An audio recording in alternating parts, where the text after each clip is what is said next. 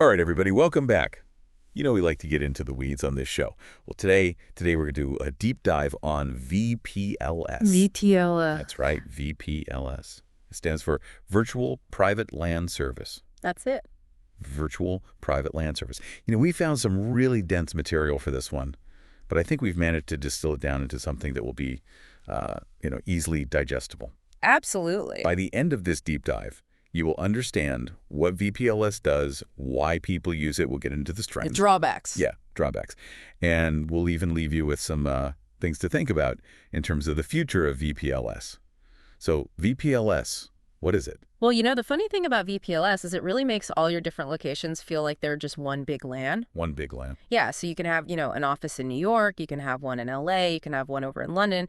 And to the computers on all three of those networks, it just looks like one big network. That's amazing. Yeah. So how does it do that? What's the magic behind the scenes that makes these three disparate networks, potentially even on different continents, seem like one big happy network? Yeah, the magic is really in what are called pseudowires. Pseudowires. Okay. Yeah. And what a pseudowire is basically just a way of transporting any type of data frame over typically an MPLS network. MPLS. Right. MPLS, that stands for multi-protocol label switching. That's just a way of efficiently moving data packets across a network.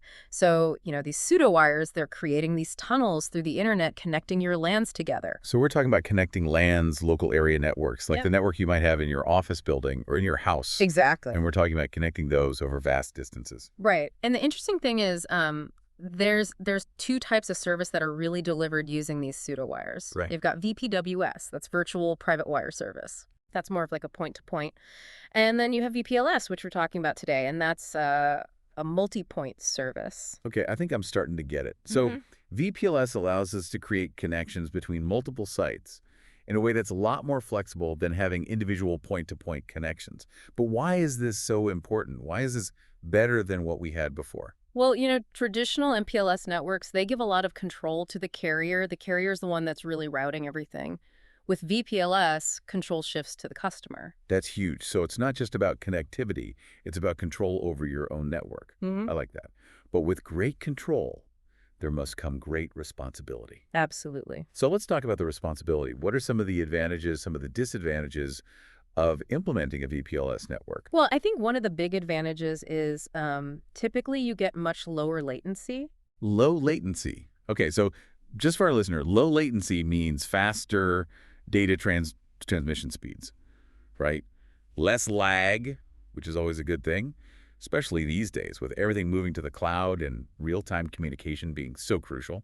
Absolutely. Nobody wants to be on a video conference and have a ton of lag. Right, exactly.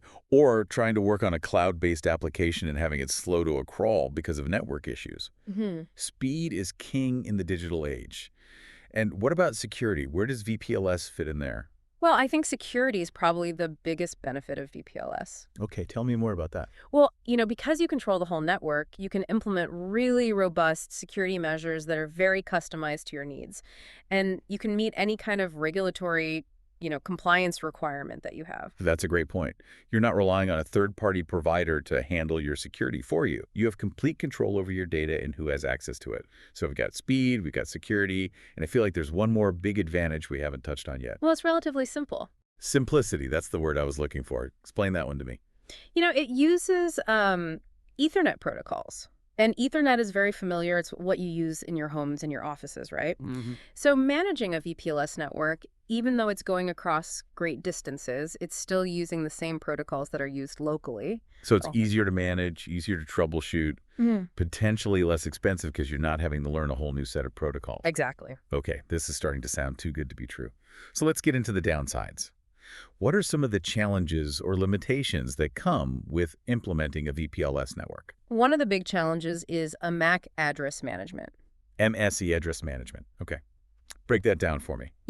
Every device on a network has a unique MSA address. And as your VPLS network grows, you end up with a ton of MAC addresses that you have to manage. Okay. And unlike an IP address, MSE addresses are flat. They don't have a nice hierarchical structure.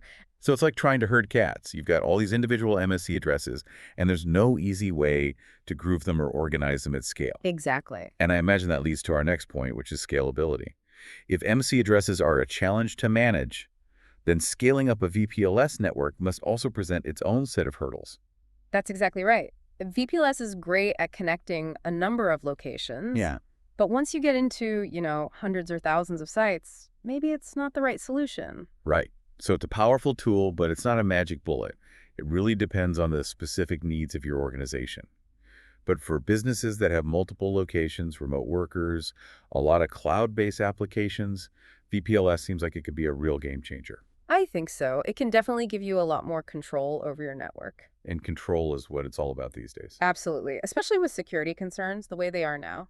Okay, let's do a quick recap just to make sure everyone's following along. VPLS makes geographically dispersed networks feel like one big local network. That means faster speeds, better security, and easier management. But we have to be mindful of the challenges. MAC address management can be a real pain, and scalability can be an issue as the network grows. Well said. So, as always, the key is to understand your own unique needs and choose the best technology to fit those needs. Now, I'm going to leave you with a final thought. How do you see VPLS evolving as more and more businesses embrace remote work, cloud computing, the Internet of Things?